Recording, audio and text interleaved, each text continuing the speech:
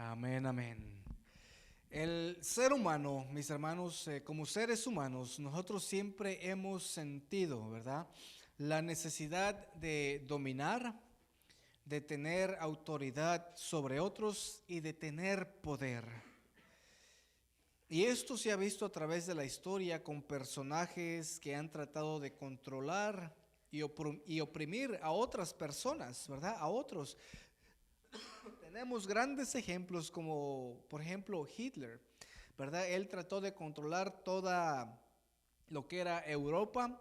Él trató de conquistar muchos países en aquel tiempo y también trató de eliminar a ciertas culturas o a cierta cultura.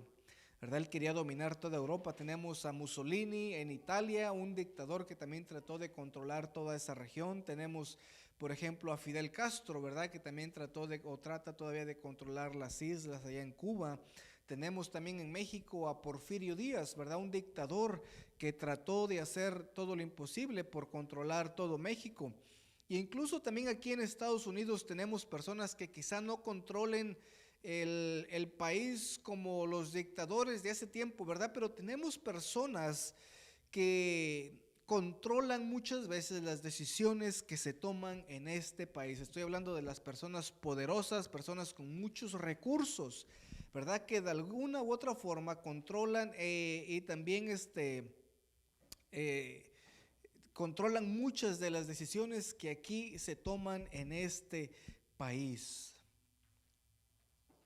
Pero ¿por qué muchas veces nosotros sentimos ese deseo de controlar, de tener poder, de tener autoridad sobre otras personas? ¿Alguna vez te has llegado a pensar y quizá tú digas, hermano, pero pastor, yo no soy así, ¿verdad? Yo no tengo ese deseo, yo no tengo esos impulsos de controlar, de tener poder, pero si te pones a pensar en algún aspecto de nuestra vida, muchas veces nosotros tenemos ese deseo de dominar, de autoridad, de poder, ¿verdad? Porque somos seres humanos. ¿Y por qué nos dejamos llevar por todo esto?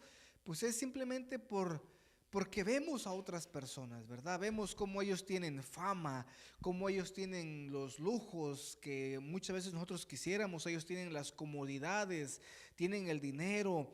Y muchas veces estas cosas los distraen a ellos de lo que realmente importa. Muchas veces también para las personas que son inmigrantes, muchas veces nos olvidamos, ¿verdad?, de nuestras raíces. Porque yo recuerdo, mis hermanos, cuando yo venía cruzando en la frontera, muchas veces la gente decía, no, yo cuando llegue a los Estados Unidos, yo voy a hacer mi dinerito y voy a mandar para mi casa y voy a construir mi casa y le voy a dar a mi familia lo que nunca tuvimos. Pero ¿qué pasa? Que al pasar de los años, ¿verdad? Las personas que vienen, que migran, se van olvidando de su propósito. Y cuando empiezan a ver aquí que hay más comodidades, cuando comienzan a ver aquí que hay más prestaciones, se empiezan a olvidar, ¿verdad? Del sueño, de la meta que tenían de sus países. Y comienzan ellos a vivir una vida que no tenían planeada, ¿verdad? Y se olvidan poco a poco. Y así yo he conocido a tantas personas que siempre decían, yo vengo por 1, 2, a más tardar 5 años. y son personas que ya llevan aquí 15, 20 años y no tienen nada en México o en el país donde sea, y por lo tanto no se van, aquí prefieren quedarse. Entonces muchas veces el poder, ¿verdad? Porque sentimos que aquí, porque yo tengo un carro bueno, tengo una casa, tengo dinero y puedo pagar mis biles, pensamos que tenemos ya poder y autoridad y hasta cierta fama, ¿verdad? Y nos olvidamos de todo eso.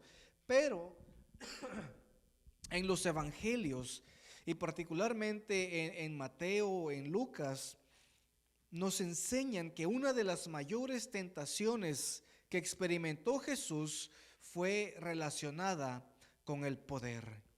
Ustedes recordarán, por ejemplo, en Mateo 4:4, cuando Satanás está tentando a Jesús y Satanás le dice que si Jesús se postra y lo adora, que le dará todos los reinos, todo lo que él puede ver, todos los reinos del mundo, él se los dará.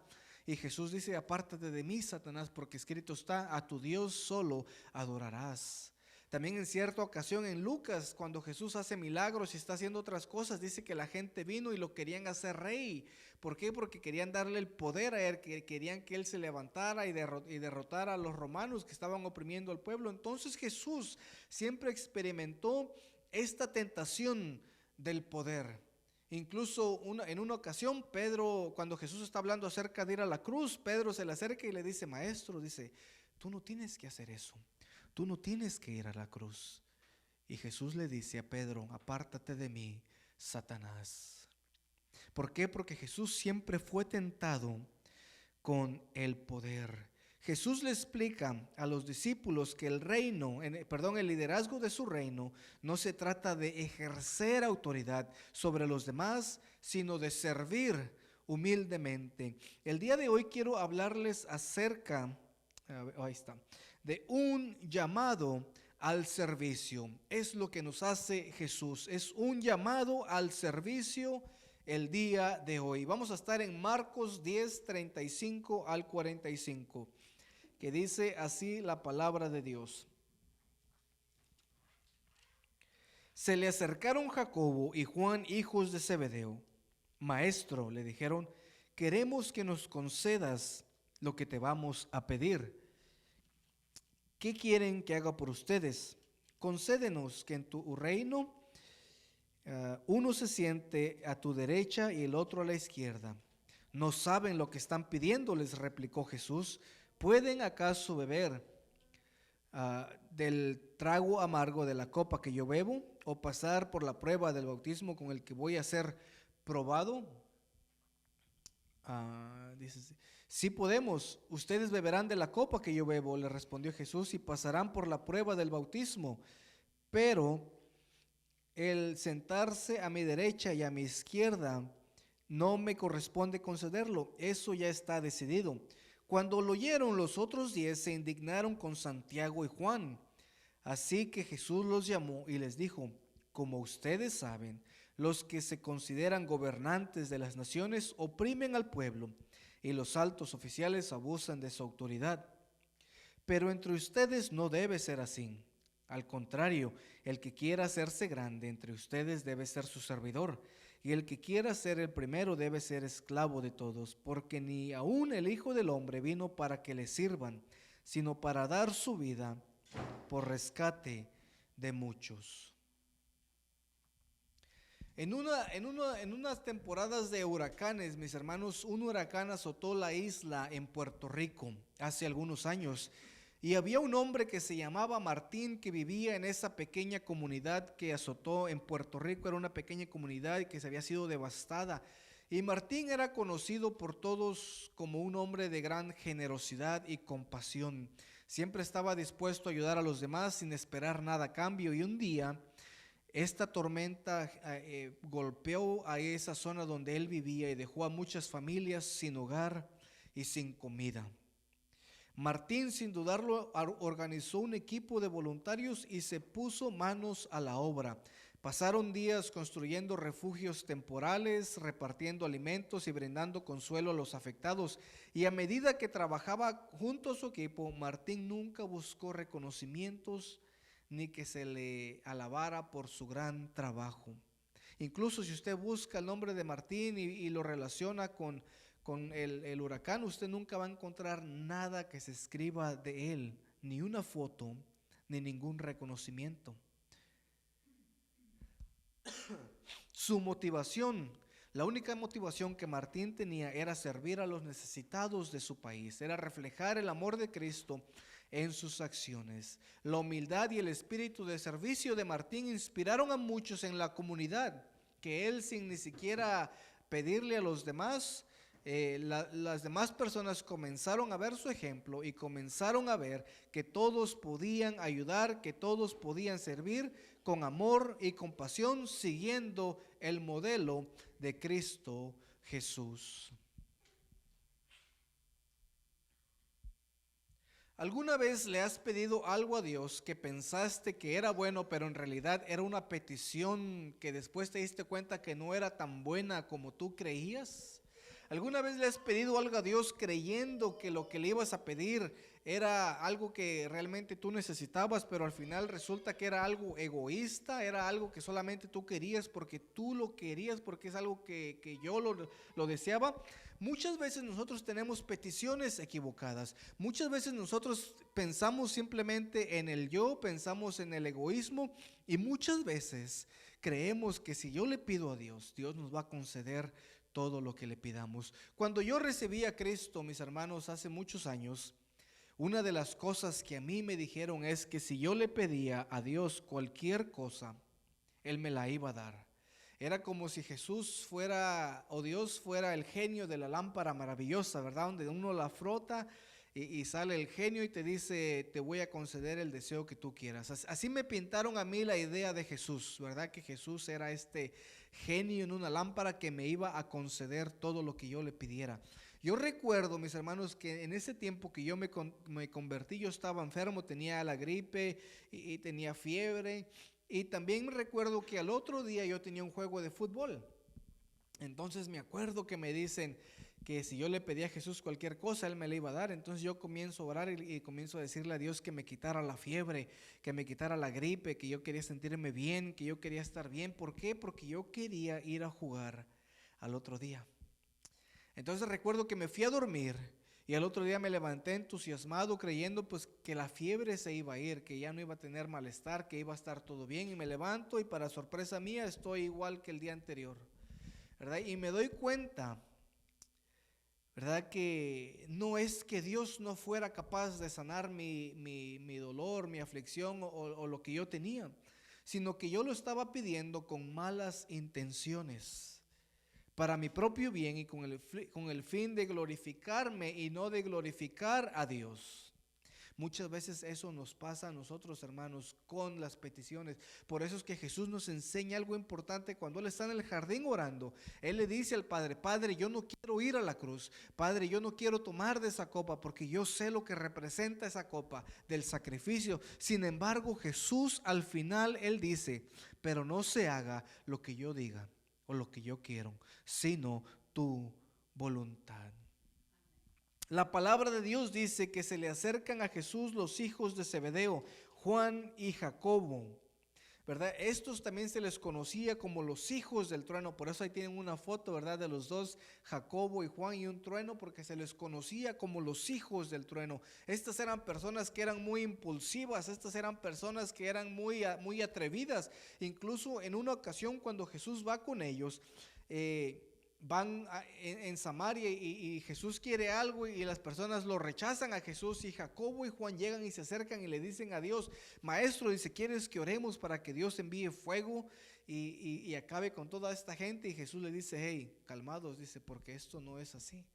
O sea que estas personas eran personas impulsivas, eran personas que siempre buscaban estar ahí con Jesús. Incluso si nosotros leemos capítulos anteriores, ellos estuvieron con Jesús en la transfiguración, cuando Jesús llama a Pedro, a Jacobo y a Juan. Estas personas eran del círculo íntimo que Jesús tenía, de los tres que eran Jacobo, Juan y Pedro.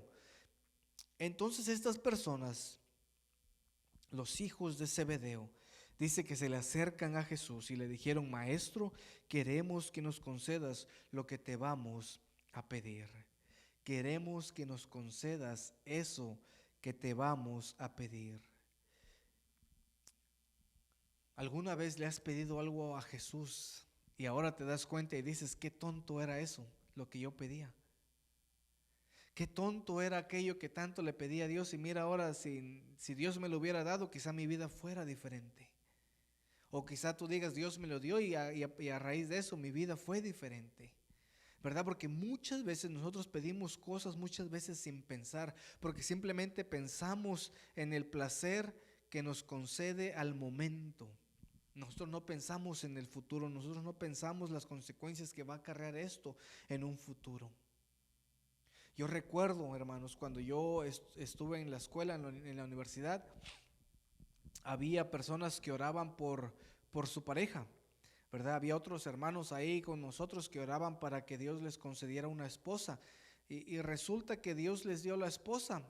Y al cabo de unos 2, 3 años se divorciaban. Entonces uno se pone a pensar y dice, ¿realmente estaban pidiendo algo conforme a la voluntad de Dios? Entonces uno muchas veces tiene estas peticiones, ¿verdad? Equivocadas, estas peticiones enfocadas en el yo, en lo que yo quiero.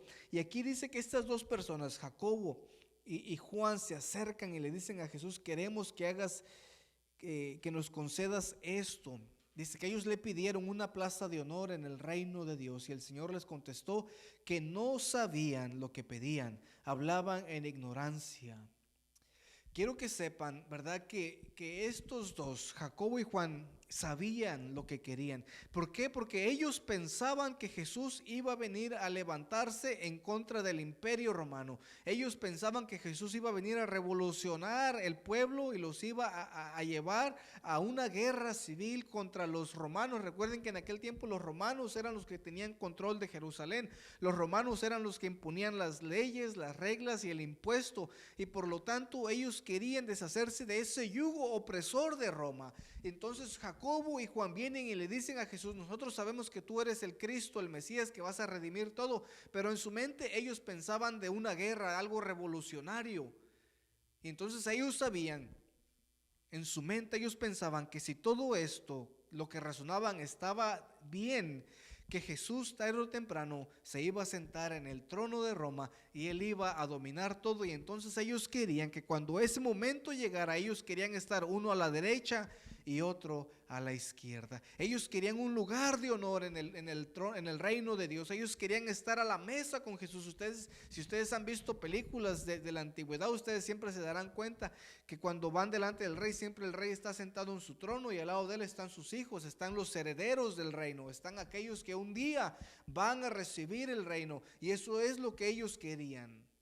Ellos buscaban algo terrenal, ellos buscaban algo que ellos pudieran sentirse orgullosos, ¿verdad? Ellos decían, si un día cuando Jesús derrote a los romanos, nosotros nos vamos a sentar a la derecha y a la izquierda, y quizá un día Jesús nos dé ese reino para dominar. Ellos buscaban algo para ellos mismos, una petición equivocada.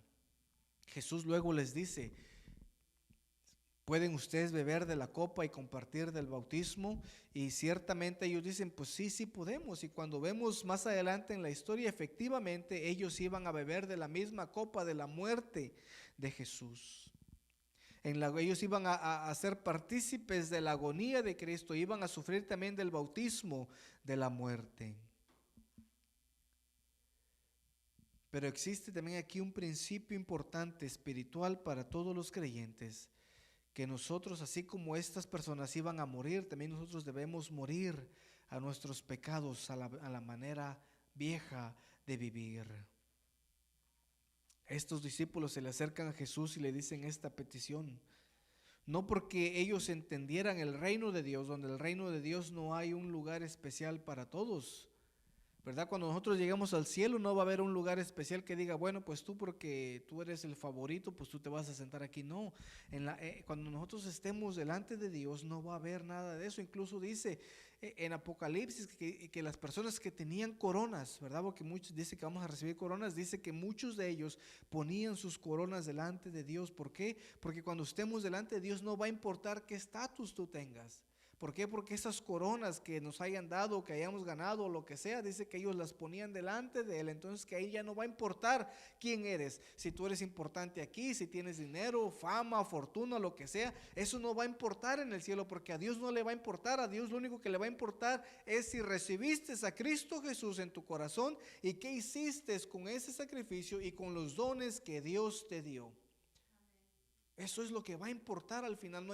Dios no va a checar tu cuenta en el banco y va a decir, a ver, hermano, cuánto dinero tenía usted, o a ver, hermano, usted cuántas casas tenía, o a ver tú cuántos seguidores tenías en tus redes sociales. Dios no le va a importar nada de eso. Lo que Dios se preocupa es por tu corazón. Cuando pasa todo esto, mis hermanos, dice que los otros 10 escucharon la conversación, ¿verdad? Estaban ahí como parando la oreja para ver qué se decía.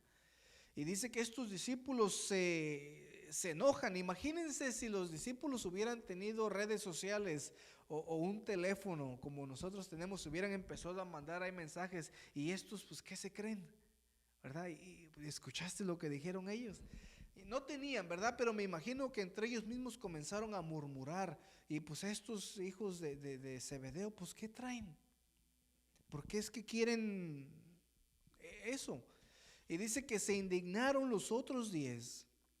Se indignaron porque pensaron que estos eran más privilegiados. ¿Por qué? Porque como recuerden en el capítulo 9, Jesús se los lleva. Dice aquí en el capítulo 9 que 6 días después Jesús tomó consigo a Pedro, a Jacobo y a Juan, ¿verdad? Se llevó a estos 3. Entonces ellos pensaban que tenían más privilegio por haber estado con Jesús.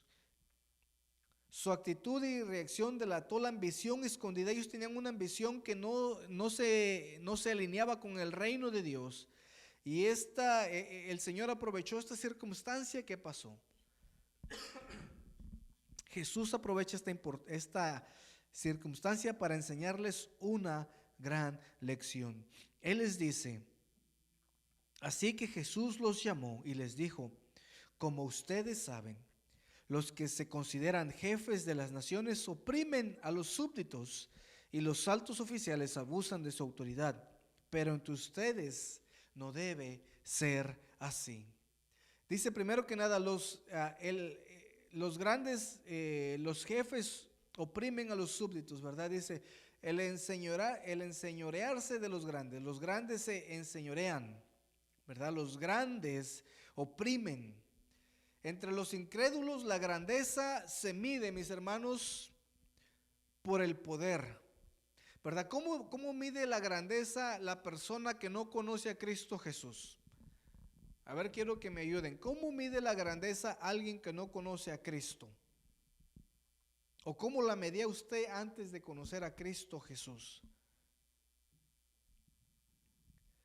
Muchas veces la medimos, ¿verdad?, por el dominio que podemos ejercer, por la dominación y la explotación a otras personas. En el antiguo mundo, ¿verdad?, en tiempos donde Jesús estaba, la grandeza se medía por cuántas naciones había yo conquistado, ¿verdad? Recordamos a Alejandro el Grande o Alejandro Magno. Él antes de Jesús, él conquistó todas estas naciones y entre más conquistaba, pues más grande se hacía su nombre. Lo mismo vemos con Napoleón Bonaparte, lo mismo vemos con Hitler, lo mismo vemos con otras personas que entre más naciones conquistaban, su fama se hacía más grande. También en aquel tiempo la grandeza de un líder se medía por cuántos esclavos tenía. Por eso ustedes ven en las películas antiguas que siempre ponían a los esclavos en línea y los contaban para ver cuántos había, para ver qué tan grande era el ejército, para ver qué tan grande era este grupo de esclavos, para que ellos pudieran trabajar en las minas, para que pudieran trabajar cortando piedra o haciendo otras cosas. La grandeza también se medía por lo grande o lo majestuoso de sus templos. Entre más grande era el templo, decían, pues esta persona tiene más dinero, esta persona es más famosa. Y también en las estatuas que ellos hacían. Por eso recordarán que en tiempos antiguos Nabucodonosor hacía estas inmensas torres. ¿Por qué? Porque eso significaba, le daba a él un estatus de decir: miren la grandeza que yo tengo, que yo puedo construir una torre, lo más grande que yo puedo, la torre de Babel, lo mismo. Por último, en aquel tiempo de Jesús, la gente medía su grandeza por el oro acumulado que ellos tenían. Jesús dice, entre los paganos, entre aquellos que no conocen a Dios, este estándar está bien. Ellos pueden seguir haciendo eso. Ellos pueden seguir midiendo su grandeza a través de todo esto. Dice, pero entre ustedes, entre las personas del reino de Dios, las personas que conocen a Cristo Jesús, no puede ser así. Él menciona dos cosas importantes aquí. Dice que los grandes oprimen, dice, y también abusan. La opresión puede caracterizarse como causar daño a otro y ejercer violencia sobre alguien. ¿Pueden escuchar bien esto? La opresión se caracteriza por causar daño y violencia a alguien. La palabra abusar también describe el maltrato o el mal uso de prácticamente cualquier cosa. O sea que entre los grandes que no conocían a Dios, los paganos, ellos afligían dolor a las personas, los maltrataban sin importarles nada. ¿Por qué? Porque a ellos lo único que le importaba era su fama, era incrementar su territorio y tener más personas como esclavos. Y todo esto, mis hermanos, era normal para los líderes en el tiempo de Jesús, abusar de su autoridad para conseguir lo que querían. Nuestros tiempos no han cambiado tampoco. Por eso vemos muchas veces en nuestros países, ¿verdad? Nuestros líderes, y ahorita ya está cambiando un poco la situación, pero yo recuerdo hace años nuestros líderes, ellos robaban al pueblo. Ellos le robaban todo al pueblo. Ellos oprimían a cualquier persona con tal de ellos conseguir lo que querían. Todo esto era normal, aunque esto los llevara a ejercer violencia y dolor a las personas. Pero Jesús les dice, entre ustedes no debe ser así. Entre ustedes no debe pasar esto. Entre ustedes deben de ser diferentes. ¿Por qué? Porque los principios del reino son opuestos a los del mundo. Los principios del reino son opuestos a los del mundo.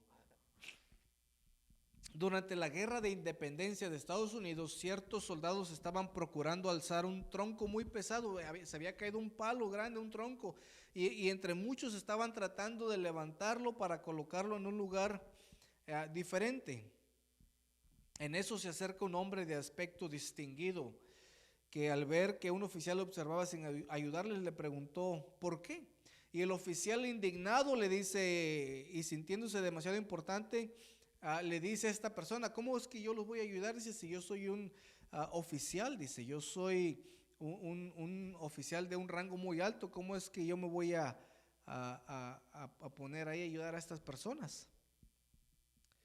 Y dice, yo soy un coronel, dice, yo no puedo ayudar a estas personas. Y el coronel ahí con su uniforme bien planchadito y sus placas y todo aquí, pues él estaba viendo a los demás soldados trabajar. Y esta persona que se le acercó le dice, bueno, dice, si usted no quiere ayudar, yo lo haré.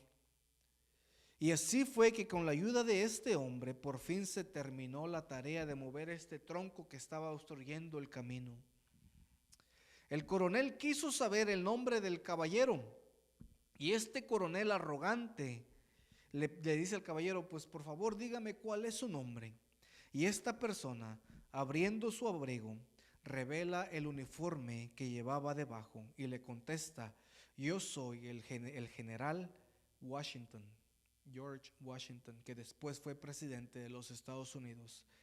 Y cuando necesite más ayuda, llámeme, que yo vendré. Si tú realmente has entregado tu vida a Cristo Jesús, la evidencia de tu cambio se refleja en el servicio que tú ofreces a los demás. Los principios del reino son opuestos a los del mundo y aquí la grandeza se mide por el servicio. La grandeza en el reino de Dios no se mide por cuáles dones tú tienes o por cuántos, si tú eres famoso en la iglesia o no. No, la grandeza en el reino de Dios, la grandeza en el cuerpo de Cristo se mide por el servicio.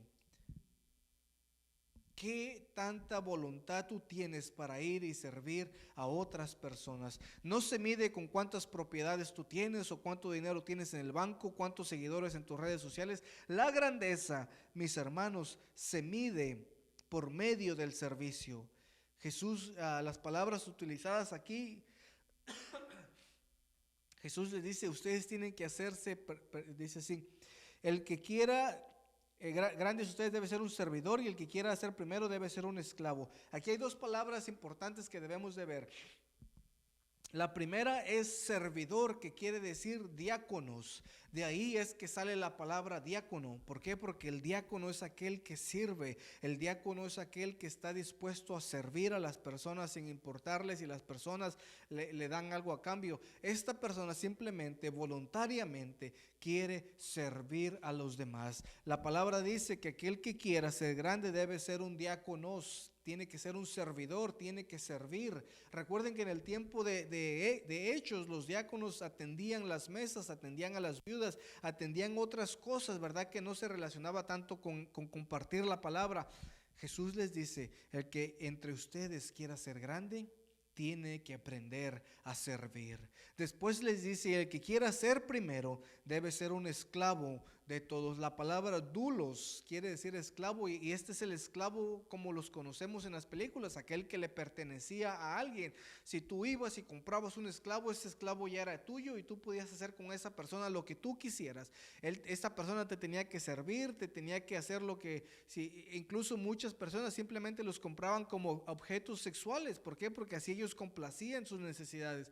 Entonces Jesús les dice, en otras palabras, el que quiera hacerse servidor tiene que servir y tiene que hacerse siervo. En otras palabras, tiene que dejar su estatus que tiene para hacerse un servidor de todos. El que quiere ser grande de verdad debe tomar la posición más baja de todos, que es la de un esclavo, cediendo sus propios derechos en servicio de los demás. Esto quiere decir, mis hermanos, que entonces nosotros vamos a dejar que otras personas se enseñoreen entre nosotros y tomen ventaja de nosotros. No, ¿verdad? No quiere decir eso, porque yo he visto cómo muchas veces las personas también abusan de otras personas, porque muchas veces dicen, bueno, pues la hermana siempre ayuda, pues vamos a decirle. Y muchas veces las personas abusan, ¿verdad? Del servicio, muchas veces abusan de la humildad de otras personas, y eso no debe ser así. Uno también debe de ser astuto y debe de uno ser inteligente de cuando uno decir, ¿sabe qué, hermano? Usted simplemente se está aprovechando de mis servicios o se está aprovechando de lo que yo ofrezco, entonces por lo tanto, mire, no voy a poder hacer esto. Pero Jesús dice, la grandeza en el reino de Dios, el liderazgo no se trata de dominar a los demás, sino de ser humilde.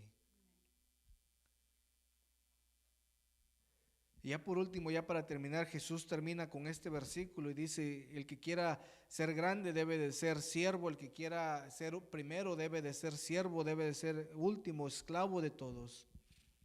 Dice, porque ni aun el Hijo del Hombre vino para que le sirvan, sino para servir y para dar su vida por rescate de muchos.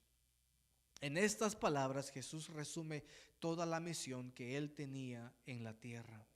Y su misión no era ver qué podía conseguir, no se trataba de destruir el imperio romano, su misión no se trataba de una guerra civil o una guerra física, sino de dar su propia vida para pagar el rescate de los pecadores.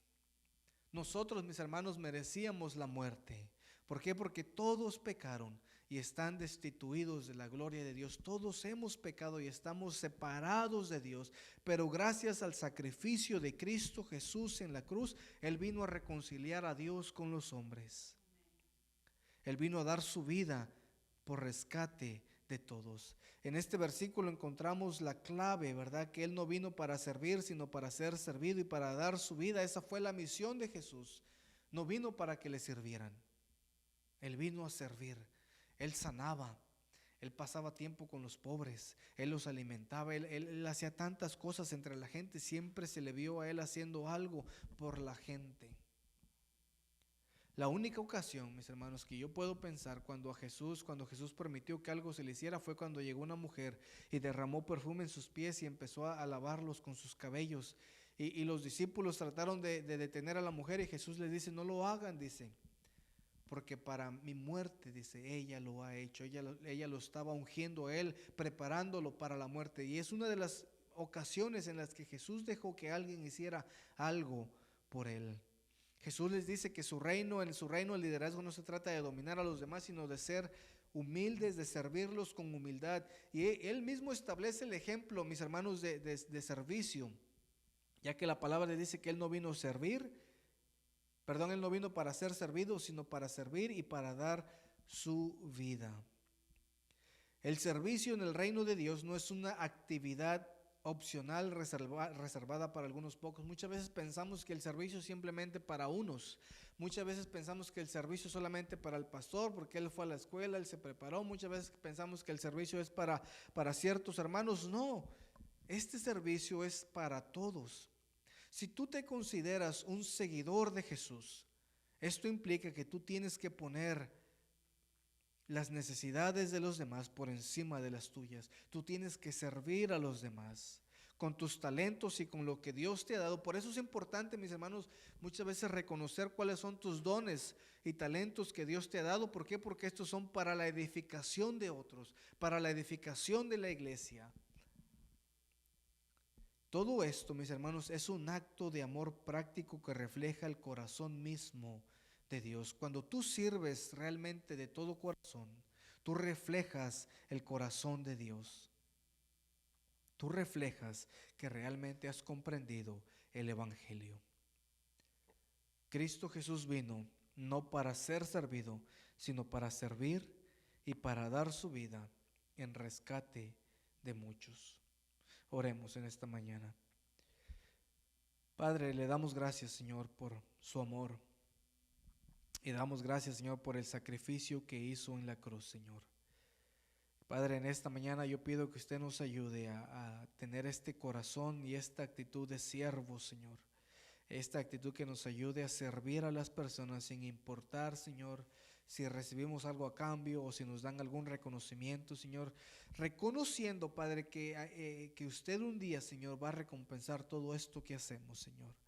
Padre, ayúdenos que en esta semana, Padre, nosotros podamos reflejar su amor a través del servicio a otros, Señor. Bendiga a mis hermanos y mis hermanas, Señor. Y en Cristo Jesús oramos y doy las gracias. Amén y amén. Y así, mis hermanos, estamos despedidos y que la gracia del Espíritu Santo sea con todos ustedes.